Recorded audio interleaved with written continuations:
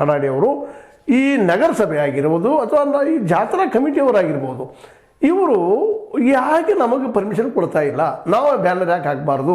ನಮ್ಮ ಪ್ರಚಾರಗಳನ್ನ ಯಾಕೆ ಮಾಡ್ಕೋಬಾರ್ದು? ಅವ್ರ ಜೊತೆಗೆ ನಮ್ಮ ಜಸ್ಕೀರ್ ಪರವಾಡ ಆಗಿರ್ಬೋದು, ಸದಾ ಗುದ್ದುಗಳಾಗಿರ್ಬೋದು, ಇನ್ನೂ ಕೆಲವು ಜನ ಅಲ್ಲಿ ಕೂಡ್ಕೊಂಡು ಪ್ರತಿಭಟನೆಯನ್ನು ಸಂಗೊಳ್ಳಿ ರಾಯಣ್ಣನ ಮೂರ್ತಿ ಎದುರಿಗೆ ಮಾಡಿದರು ಅನ್ನೋದು ನಮ್ಮ ವರದಿಗಾರರ ಪ್ರಕಾರ ಕಂಡು ಬಂದಂಥದ್ದು ಮತ್ತು ನಡೆಯುವಂಥದ್ದಾಗಿದೆ. ಇದರಿಂದಾಗಿ ಸಹಜವಾಗಿ ಜನರ ಕುತೂಹಲ ಹುಡ್ತಾ ಇದೆ. ಮತ್ತು ಸಹಜವಾಗಿ ನಮ್ಮ ಮೀಡಿಯಾದವರು ಅಂದರೆ ನಿಮ್ಗೆ ಗೊತ್ತಿದ್ದ ವಿಷಯದ ಈ ಗೋಕಾಕ ಒಂದೇನಪ್ಪ ರಿಪಬ್ಲಿಕೇನ ಮತ್ತೇನೇನೋ ನಮ್ಮ ವಿಚಾರಗಳು ಬರ್ತಾ ಇದ್ದಾವೆ.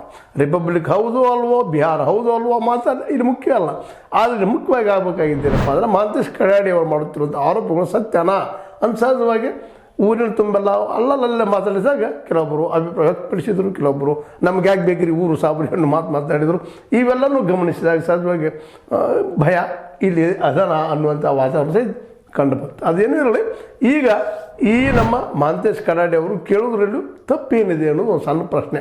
ಯಾಕಪ್ಪ ಅಂತಂದರೆ ಗೋಕಾಕ್ ಅಂದರೆ ಕೇವಲ ಜಾರಕಿಹೊಳಿ ಕುಟುಂಬದವ್ರು ಅಷ್ಟೇ ಇದ್ದಾರಾ? ಉಳಿದವ್ರು ಇಲ್ವಾ?